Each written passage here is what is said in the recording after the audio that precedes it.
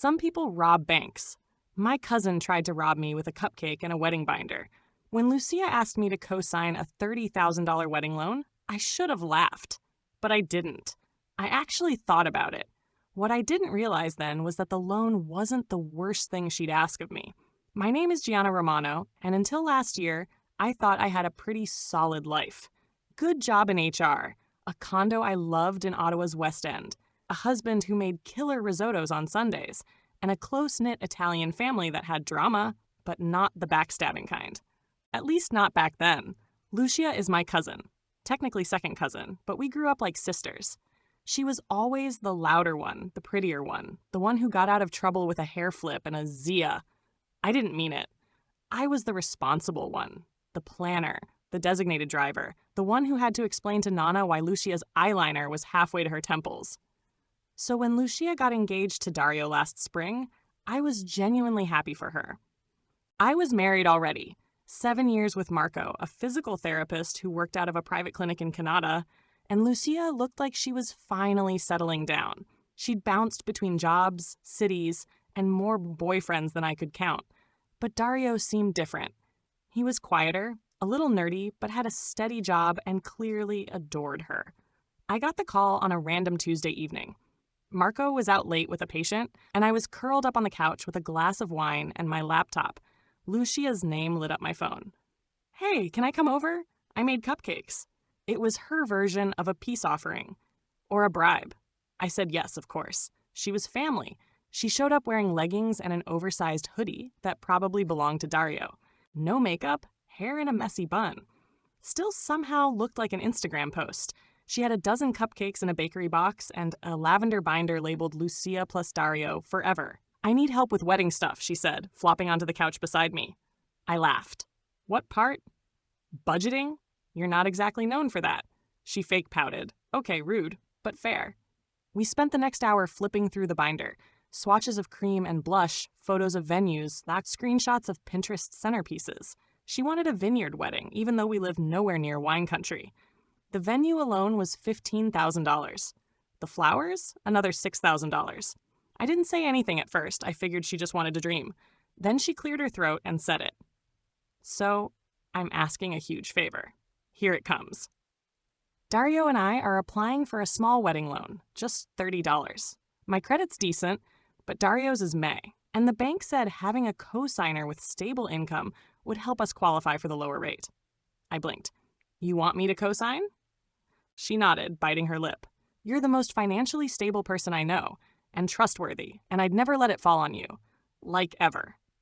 "Lucia?" "I swear, I'm not asking for money. Just your name. We'll make every payment." I didn't say anything, she added. "Please, you know how much this wedding means to me. We want it to be perfect." I stared at her. She wasn't manipulative, not in the traditional sense, but she knew how to push the right buttons. I remembered when I was 14 and wanted to buy a used bike. My parents wouldn't cover the full cost. Lucia asked her dad, and he said no. She cried for 5 minutes, got the money, and still told everyone she was just really good at negotiating. I didn't say yes, but I didn't say no either. When Marco got home, I brought it up. "She asked you to what?" he said, setting his keys down. "Co-sign, not give money. Just help her get the loan." He poured himself a glass of water and leaned against the counter. "That's a bad idea." "I haven't agreed." "Good." His tone was sharper than usual. I expected him to brush it off or laugh. But he didn't. He got weirdly quiet, the kind of quiet he reserves for patients with bad rehab results. I asked, "You okay?" "Yeah, just tired." Except he wasn't. I could tell. That weekend we had dinner with his parents, Francesca and Paolo. Classic Italians. Wine on the table, 4 courses even when it's just a casual night, and at least one passive-aggressive comment hidden in every compliment. Francesca asked about Lucia's engagement. "She's over the moon," I said, trying to sound cheerful. Marco just sipped his wine and stayed silent. Francesca raised a brow. "Marco, you used to adore Lucia. What happened?" He shrugged. "People grow up, or they don't." That sat wrong with me. He and Lucia used to joke around, tease each other. Nothing weird, just family stuff. Now he acted like she was radioactive. A week later, Lucia called again. "So, did you think about it?" I hesitated. "Lucia, I need time. That's a big commitment." She sighed. You know, Marco never liked me asking for help. Is that what this is about? That rubbed me the wrong way. No, this is about a $30,000 loan tied to my name. Okay, she backtracked. I don't know who else to ask. What about your parents? They said no, too many strings. Then she paused and added, you know, Marco's always been sweet, maybe too sweet. I froze. What's that supposed to mean? Oh, nothing, she said quickly. Just, he's always been the kind of guy who wants to save people. The way she said it, like she was testing something, made my stomach turn. That night, I asked Marco if something happened between them. He looked me dead in the eyes and said, "What are you talking about?"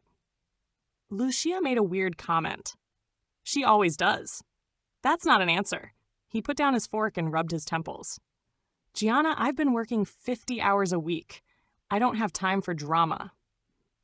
And that was the end of the conversation, but I didn't sleep that night because something in his voice felt rehearsed. I didn't sign the loan. I told Lucia I couldn't. She sounded crushed. I guess I'll ask Jared, but he just lost his job. I felt like the villain, but deep down, something was wrong. And it wasn't just about money. 2 days later, Chiara came over with takeout and a bottle of wine. I told her everything. She didn't hesitate.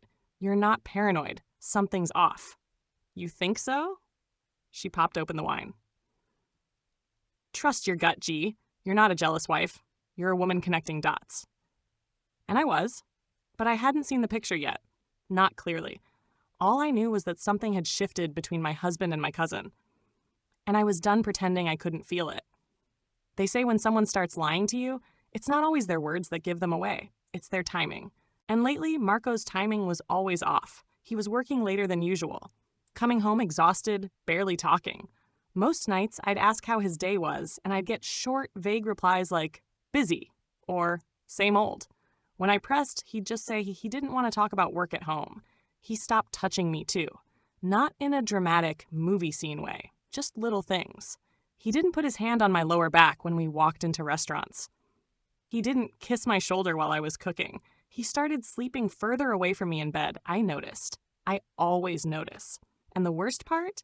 He was still kind, still polite, still washed the dishes, still asked if I wanted tea. That made it harder somehow. If he were yelling or acting cruel, I could fight back. But he wasn't. He was just drifting. Chiara called it emotional ghosting. He's already halfway out the door, she said. You just haven't caught him with his suitcase. The following weekend, we were at a birthday dinner for Marco's nephew. His sister had rented a private room at a little trattoria in Little Italy. Pasta, wine, family. Loud and warm. The way Italian get-togethers always are. Lucia showed up late. She wore a cream jumpsuit with a deep neckline and gold earrings that looked too expensive for someone supposedly broke. She made a big show of hugging everyone, me, then Marco. I watched her. She lingered, only for a second. But she did. Marco didn't step back. He smiled, tight-lipped, polite, but he didn't step back. They didn't say much after that. But I watched them both during dinner, and every time someone mentioned weddings or engagements, Marco's eyes darted toward Lucia. I wasn't imagining it.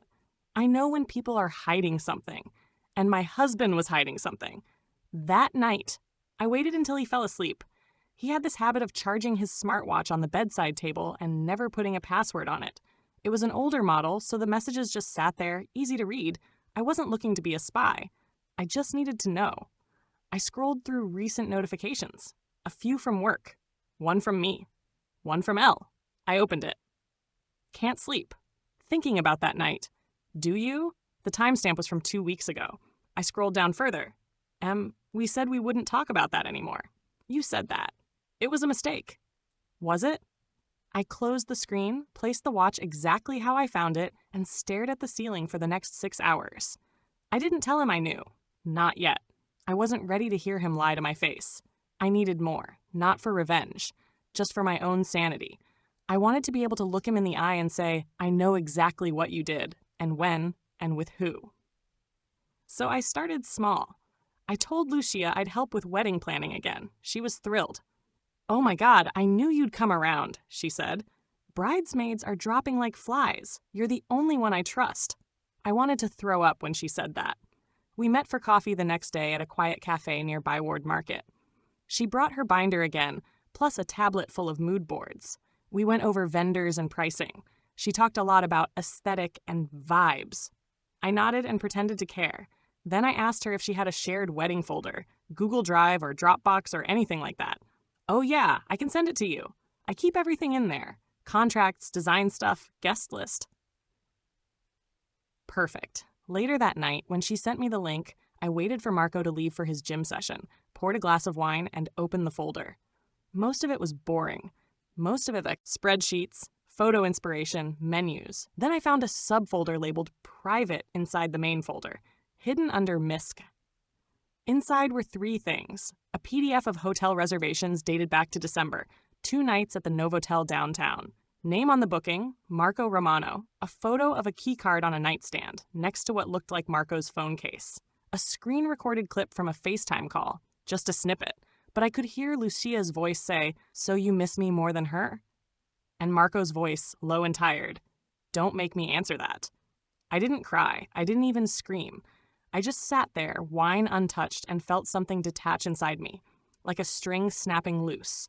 I had known, deep down. I'd known. But seeing it spelled out like that, the receipts, the voice, the hotel confirmation, that made it real in a way that hurt less than I thought it would. The fantasy was over. All I had left now was truth. And a plan. I didn't tell them I knew. Not yet. Lucia texted the next morning about a bridal shower her maid of honor was planning.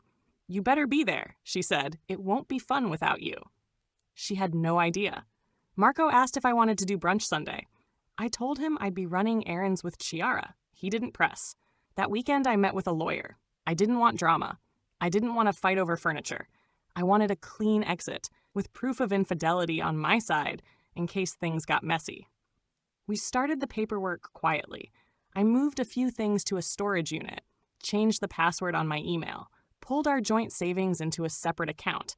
The lawyer advised me to wait to serve papers until I felt safe, until I had all my ducks in a row. So I waited. And the bridal shower was coming up. Perfect timing. I didn't know what I was expecting when I walked into Lucia's bridal shower, but it wasn't this. There were gold balloons spelling out bride, tiny champagne bottles as party favors, and a mimosa bar that looked like it belonged in a magazine spread. Her friends were all dressed like they were heading to a nightclub, and Lucia herself wore a white lace jumpsuit with a plunging neckline and heels too high for the hardwood floor. She looked beautiful. I'll give her that. She always did. But when she saw me, her face lit up like she'd won something. "There's my maid of honor," she squealed, pulling me into a hug that lasted too long. "You're the only one I could count on," she whispered into my ear. I smiled. She had no idea. Chiara came with me for moral support. She wasn't part of the wedding party, but she knew enough of the women there to blend in. We made small talk, drank fizzy orange juice, and took pictures in front of the flower wall. Lucia floated between groups like a pro, soaking up attention, laughing too hard, touching everyone's arms like they were all her best friends. "She's playing the part," Chiara said under her breath. "Hard." I know. Around noon, someone brought out a game, Guess the Groom, with questions about Dario. Lucia answered all of them wrong. Favorite color? Blue. She said green. Favorite movie? Heat. She said The Notebook. I raised an eyebrow. "You sure you know who you're marrying?" She rolled her eyes. "He's a man. They don't remember that stuff either." Everyone laughed. I didn't. I stayed until dessert. Lucia handed me a tiny envelope. A little something for being the best cousin ever. Inside was a gift card for a spa and a handwritten note. "You've always been there for me, G. I don't know what I'd do without you. Love, Lucia." I stared at her for a second too long. "You good?" she asked, tilting her head. "Yeah," I said softly, "just thinking how far we've come." That night, I packed the rest of my stuff while Marco was out getting groceries. The lawyer scheduled the service for Tuesday morning. When Tuesday came, Marco was eating scrambled eggs in his boxers when the doorbell rang. I timed it. I stayed in the bedroom until I heard the footsteps at the front door. Then I opened the bedroom door just enough to hear everything. "Marco Romano?" the woman's voice asked. "Yeah? You've been served?" A pause, then silence. I stepped into the hallway, holding my coffee. Marco looked at me like I was a stranger. "You did this?" "Yes." He didn't speak for a long time. Then he said, "Gianna, I saw the texts, the hotel booking, the FaceTime clip. His mouth opened, closed, then opened again.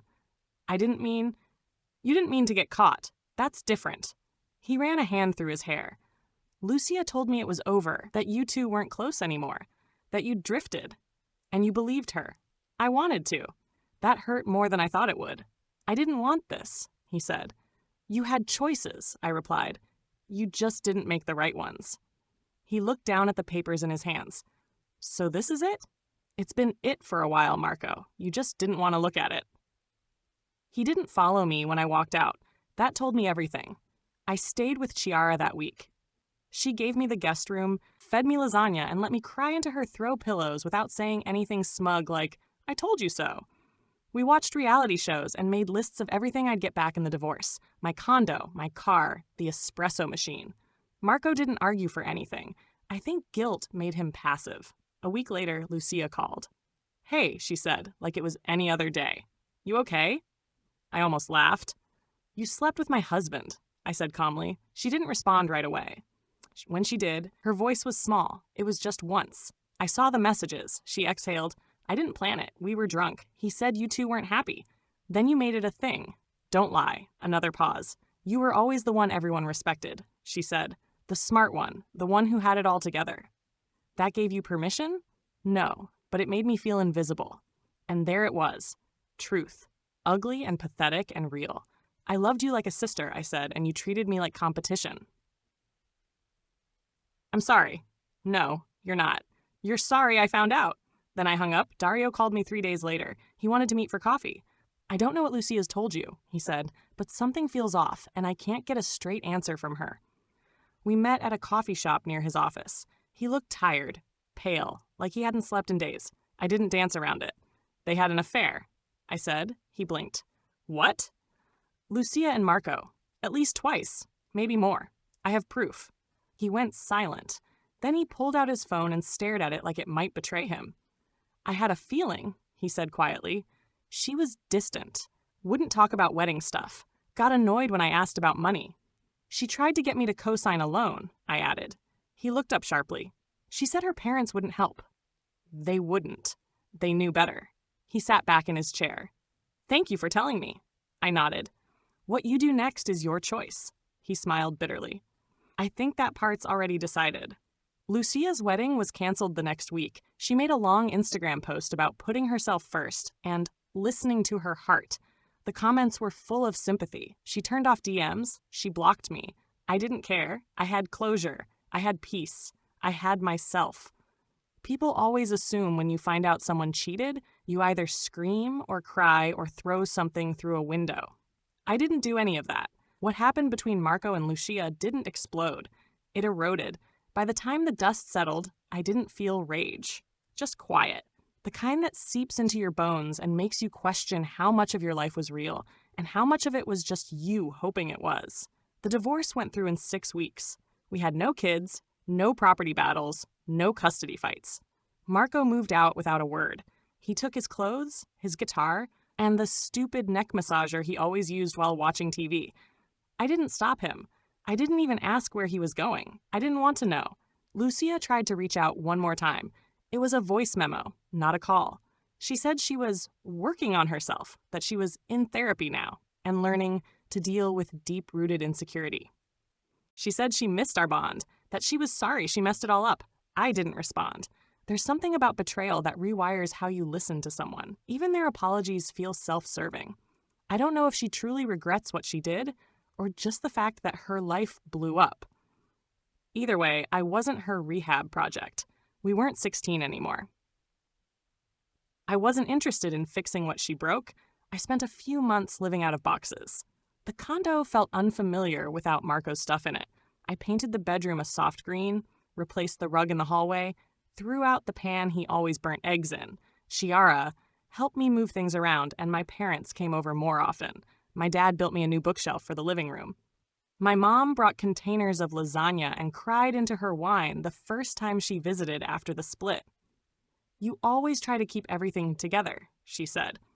You deserve someone who helps you hold it up.